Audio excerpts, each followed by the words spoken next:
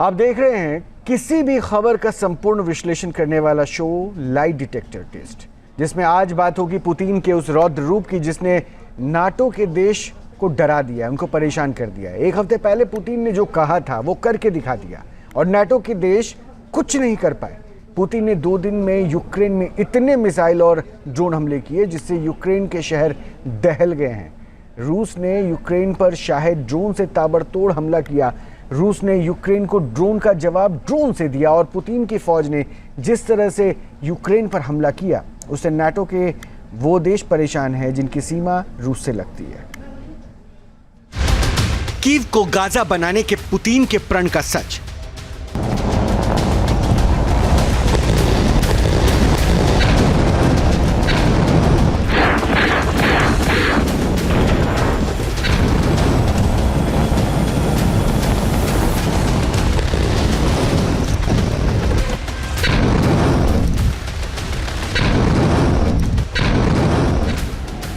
दो दिन 1000 प्रहार।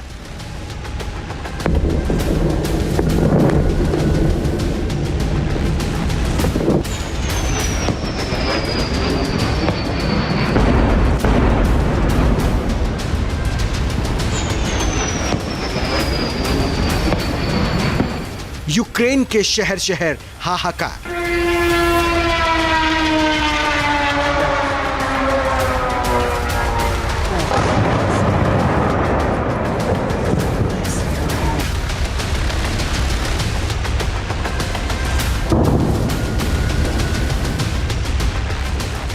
दो दिन के अंदर पुतिन की सेना ने मिसाइल और ड्रोन से यूक्रेन के शहरों पर आसमान से इतना बारूद बरसाया कि पूरा इलाका धुआं धुआं हो गया।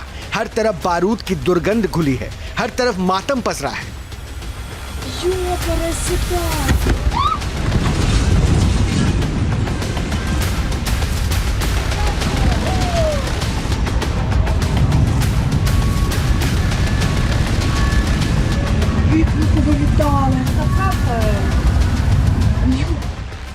रूस ने यूक्रेन के शहरों पर किस कदर हमला किया है उसको इस बात से समझ सकते हैं कि केवल एक ही रात में रूस ने यूक्रेन पर 479 ड्रोन अटैक किया। यूक्रेन की ओर से दावा किया गया कि ड्रोन के अलावा रूस ने 20 से ज्यादा मिसाइल्स भी दागी।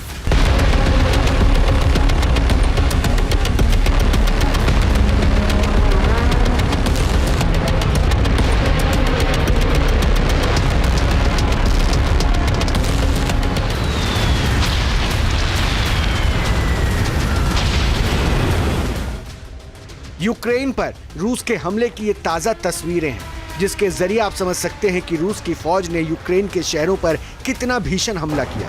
रूस के हमले में यूक्रेन दहला हुआ है।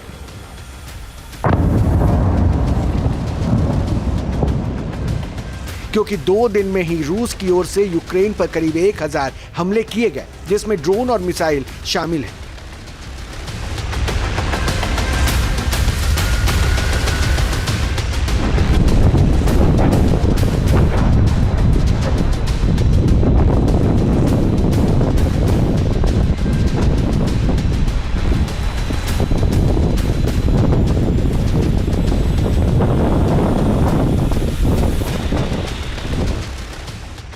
रूस ने यूक्रेन पर हमला करने के लिए सबसे ज्यादा ड्रोन का इस्तेमाल किया।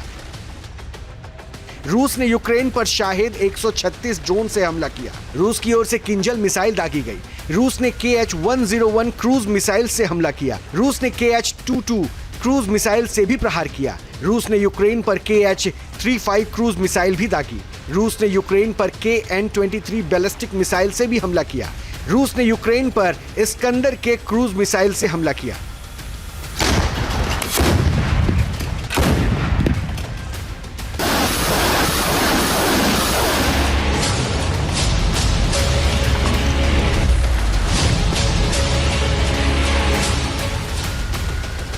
रूस ने पूरी रणनीति के तहत 2 दिन के अंदर यूक्रेन को जमीन से लेकर आसमान तक धुआं धुआं कर दिया। यूक्रेन जब तक संभलने की कोशिश करता तब तक एक हमला और हो जाता। सबसे बड़ी बात यह है कि रूस ने यूक्रेन पर चारों तरफ से अटैक किया। रूस केवल जमीन से ही हमला नहीं कर रहा था बल्कि आसमान और समंदर से भी रूस की बमबारी जारी थी। रूस ने ब्लैक सी से 3 KH-22 क्रूज मिसाइल्स दागी।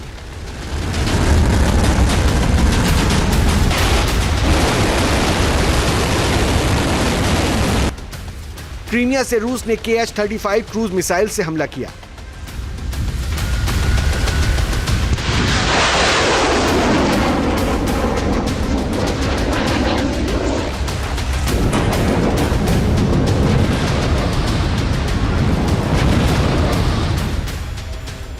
क्रीमिया यूक्रेन का वो इलाका है जिसको रूस ने 2014 में कब्जा किया था।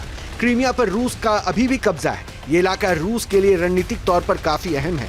पुतिन ने यूक्रेन को दहलाने के लिए क्रीमिया से भी मिसाइल्स की बारिश की।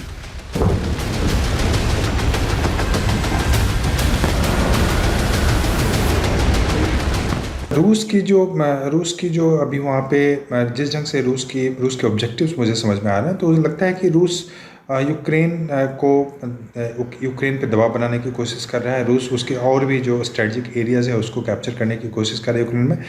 लेकिन यह नहीं है कि रूस पूरी तरह से यूक्रेन को कब्जा करना चाहता है। यह ज़रूर है कि रूस चाहेगा कि वहाँ पे जो रिजीम है जेलेंस्की का उसको बदला जाए और एक फेवरेबल रिजीम की स्थापना की जाए। लेकिन यह ऑब्जेक्टिव रूस ने पहले भी इसकी कोशिश की थी और रूस इसमें सफल नहीं हो पाया था, और अभी तक ऐसा नहीं लगता है कि इसमें रूस सफल हो पाएगा। यूक्रेन की ओर से दावा किया गया है कि उसने रूस के ज्यादातर हमलों को आसमान में ही तबाह कर दिया। केवल 10 ड्रोन या मिसाइल्स ने टारगेट को हिट किया। कहा जा रहा है कि 2 दिन में यूक्रेन पर इस तरह से रूस का हमला 1 जून का बदला है। पिछले हफ्ते ही रूसी राष्ट्रपति व्लादिमीर पुतिन ने कसम खाई थी कि रूस यूक्रेन के उस दुस्साहसिक यूक्रेनी ड्रोन हमले का जवाब देगा जिसने कई परमाणु हमला करने में सक्षम लड़ाकू विमान को नष्ट किया। दरअसल 1 जून को यूक्रेन ने ड्रोन के जरिए रूस के भीतर सबसे बड़ा हमला किया था और इस ऑपरेशन स्पाइडर वेब का इसे नाम दिया गया था। इस हमले में रूस के 4 एयरबेस को निशाना बनाया गया था और यूक्रेन ने दावा किया कि उसने अपने खास ड्रोन से रूस पर अटैक किया। यूक्रेन ने रूस के करीब 40 रणनीतिक बॉम्बर्स को भी नुकसान पहुंचाया जिनकी कीमत $7 अरब के आसपास है। जाहिर है, जब यूक्रेन ने ऑपरेशन स्पाइडर वेब किया था तभी क्लियर हो गया था कि पुतिन इस हमले का बदला जरूर लेंगे। हुआ भी वैसा ही। रूस ने यूक्रेन पर 2 मिनट के अंदर करीब 1000 ड्रोन और मिसाइल्स दागे जिससे यूक्रेन थर्रा गया। नाटो के देश भी घबराने लगे। रूस के हमले यूक्रेन को काफी नुकसान पहुंचाने वाले हैं। बताया जा रहा है कि रूस ने यूक्रेन पर जो हमला किया उसमें ज्यादातर ड्रोन शाहिद फैमिली के थे। शाहिद फैमिली के ड्रोन ईरान के हैं। यूक्रेन के खिलाफ जंग में ईरान रूस को सपोर्ट कर रहा है। ईरान के ड्रोन का इस्तेमाल भी रूस खूब कर रहा है। दावा किया जा रहा है कि रूस ने शाहिद 136 ड्रोन का इस्तेमाल किया है। शाहिद 136 ड्रोन की रेंज 970 किलोमीटर से लेकर 2500 किलोमीटर तक है। यह अपने साथ 30 से 50 किलोग्राम तक विस्फोटक ले जा सकता है, तो वहीं यह अपने दुश्मन को 185 किलोमीटर प्रति घंटे की स्पीड से हमला कर सकता है।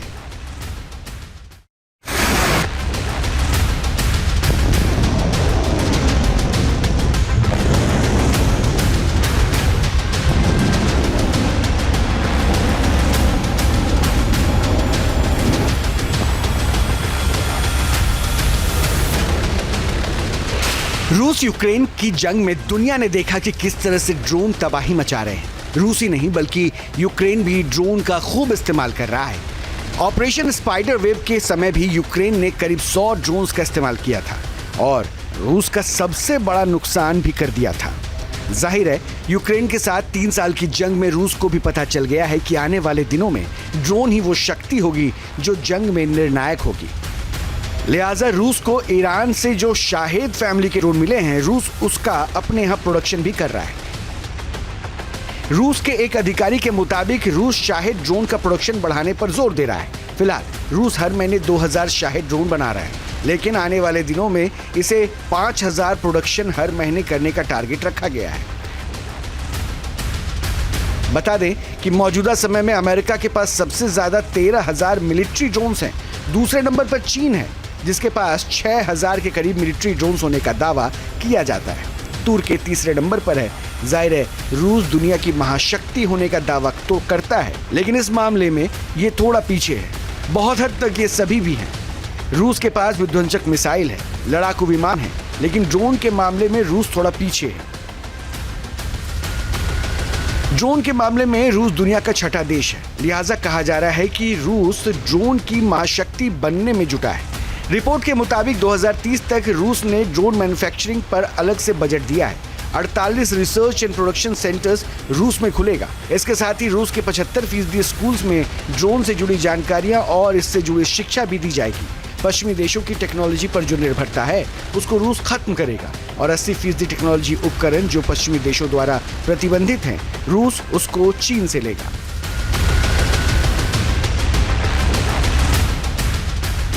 जाहिर है अभी तक रूस के पास जो ड्रोन है वो ईरान के कामिकाज़ी ड्रोन है जो यूक्रेन के शहरों में तबाही मचा रहे हैं। ऐसा नहीं है कि केवल ईरान ही रूस के साथ मजबूती के साथ खड़ा है, नॉर्थ कोरिया भी रूस के साथ पूरी ताकत से खड़ा है। नॉर्थ कोरिया ने जंग में अपने 11,000 सैनिकों को भी उतार दिया है। इतना ही नहीं, नॉर्थ कोरिया ने रूस को अपनी KN-23 मिसाइल भी दी है। रूस ने 2 दिनों के अंदर यूक्रेन पर जो मिसाइल और ड्रोन हमला किया है उसमें रूस ने नॉर्थ कोरिया की KN-23 मिसाइल भी दागी।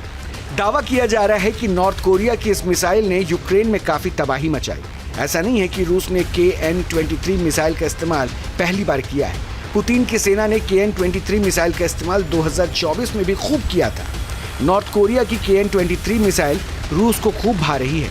रूस ने यूक्रेन पर इसी साल 60 से ज्यादा KN-23 मिसाइल्स दागी। रूस जिस भी इलाके में मिसाइल से हमला करता है वहां काफी तबाही मचती है। रूस का मिसाइल प्रहार, यूक्रेन में हाहाकार। रूस ने यूक्रेन पर इस्कंदर मिसाइल से हमला किया। रूस ने यूक्रेन पर किंजल मिसाइल से हमला किया। यूक्रेन पर रूस ने मिसाइल्स का मुंह खोल दिया जिसकी वजह से काफी नुकसान भी हुआ। रूस की किंजल मिसाइल दुश्मनों पर 12,300 किलोमीटर प्रति घंटे की रफ्तार से हमला करती है। इसके साथ ही ये 2,000 किलोमीटर तक हमला करने में भी सक्षम है।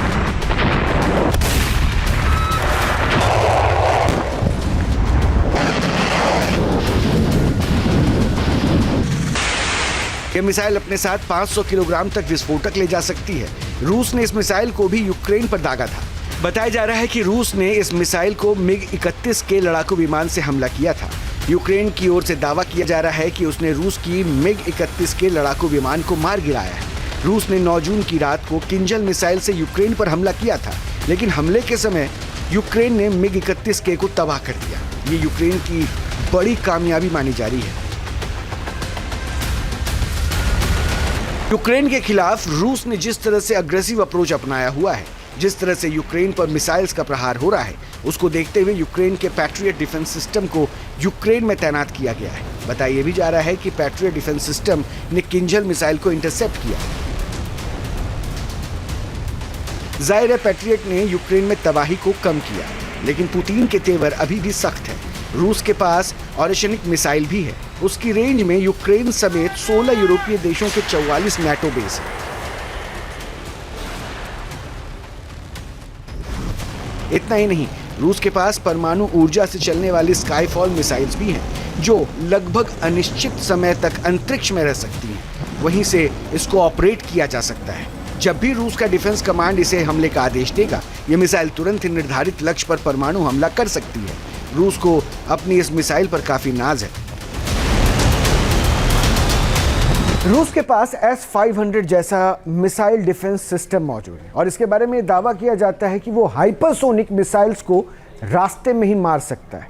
रूस के पास मिसाइल्स का जखीरा है जिसकी पहुंच नाटो के 44 बेस तक है और रूस के जखीरे में ऐसी ऐसी मिसाइल्स हैं जिनसे बचना मुश्किल है। अब हम आपको बताते हैं कि पुतिन के जो 4 हथियार कौन से हैं जो तबाही के लिए तैयार हैं। अब ये 4 हम आपको हथियार दिखा रहे हैं, number 1, number 2, number 3, number 4। Number 1 पर है RS-28 सरमट, नंबर 2 पर है एवनगार्ड मिसाइल, नंबर 3 पर है टोपोल M मिसाइल और नंबर 4 पर है यार्स मिसाइल। ये वो मिसाइल्स हैं जो पुतिन के सबसे घातक हथियारों में से एक माने जाते हैं। वैसे R-28 सरमट मिसाइल जो है ये एवनगार्ड मिसाइल है और टोपोल M मिसाइल या यार्स मिसाइल, ये सारे मिसाइल्स तबाही मचाने के लिए सक्षम हैं और ये परमाणु मिसाइल है। ये परमाणु मिसाइल है रूस के। RS-28 सरमट जो है जिसकी स्पीड 25,000 किलोमीटर प्रति घंटा है। यानी ये सरमट जो आप मिसाइल देख रहे हैं नंबर 1 पे जिसके बारे में हमने बताया, इसकी स्पीड 25,000 किलोमीटर प्रति घंटा है और इसकी ऑपरेशनल रेंज 18,000 किलोमीटर है। और एक बार में 10 परमाणु वॉरहेड को कैरी कर, वॉरहेड जो है 10 परमाणु कैरी कर सकता है। इसके बाद जो हमने दूसरी मिसाइल आपको बताई नंबर 2 पर, एवनगार्ड मिसाइल। रूस की ये एवनगार्ड मिसाइल 33,076 किलोमीटर प्रति घंटे की रफ्तार से चल सकती है और ऑपरेशनल रेंज जो है 6,000 किलोमीटर तक है। और इसमें भी 6 परमाणु वॉरहेड तैयार किए गए, यानी 6 परमाणु बम इसके वॉरहेड में आएंगे। अब आइए टोपोल एम मिसाइल को बताते हैं। इसकी स्पीड 24,696 किलोमीटर प्रति घंटा है और इसकी ऑपरेशनल रेंज लगभग 10,000 किलोमीटर है और इसके वॉरहेड में 1 परमाणु बम आएगा। ये रूस के परमाणु मिसाइल्स के बारे में जानकारी। इसमें टोपोल एम मिसाइल को आपने जाना, लेकिन अब चौथी जो मिसाइल हमने कहा था ना, पुतिन के वो 4 हथियार जो तबाही मचाने को हैं तैयार, उसमें फिर ये चौथा मिसाइल है यार्स मिसाइल। इसकी स्पीड 33,300 किलोमीटर प्रति घंटा है और इसका ऑपरेशनल रेंज 12,000 किलोमीटर है और इसके वॉरहेड में 6 परमाणु बम रह सकते हैं, 6 परमाणु बम इस पर लोड हो सकते हैं। रूस को अगर नॉर्थ कोरिया, चीन और ईरान जैसे देशों का सपोर्ट है तो यूक्रेन को भी नाटो के देश सपोर्ट कर रहे हैं। यूक्रेन के पास F-16 जैसे लड़ाकू विमान है। अमेरिका का ये बाहुबली आसमान का शाहकार है। दावा किया जा रहा है कि रूस और यूक्रेन जंग में अमेरिका के इस बाहुबली को भी बड़ी कामयाबी हासिल हुई है। F-16 विमान ने रूस के Su-35 लड़ाकू विमान को ध्वस्त किया। इतना ही नहीं, रूस के लड़ाकू विमान को गिराने में स्वीडन के एवॉक्स सिस्टम ने भी मदद की। पुतिन के तेवर से यूक्रेन ही नहीं, नाटो देश भी डरे हुए हैं। नाटो महासचिव मार्क रूटे ने क्लियर कहा है कि रूस जिस तरह से हथियारों का प्रोडक्शन कर रहा है, उसको देखते हुए नाटो के देशों को अपनी मिसाइल और एयर डिफेंस सिस्टम को 400% बढ़ाना होगा। जाहिर है, नाटो के वो देश ज्यादा खौफजदा हैं जिनकी सीमा रूस से लगती है।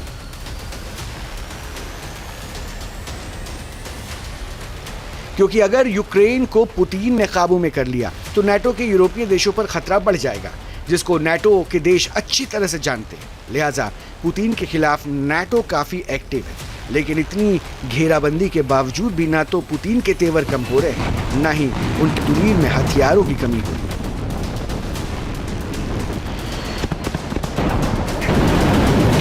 News nation.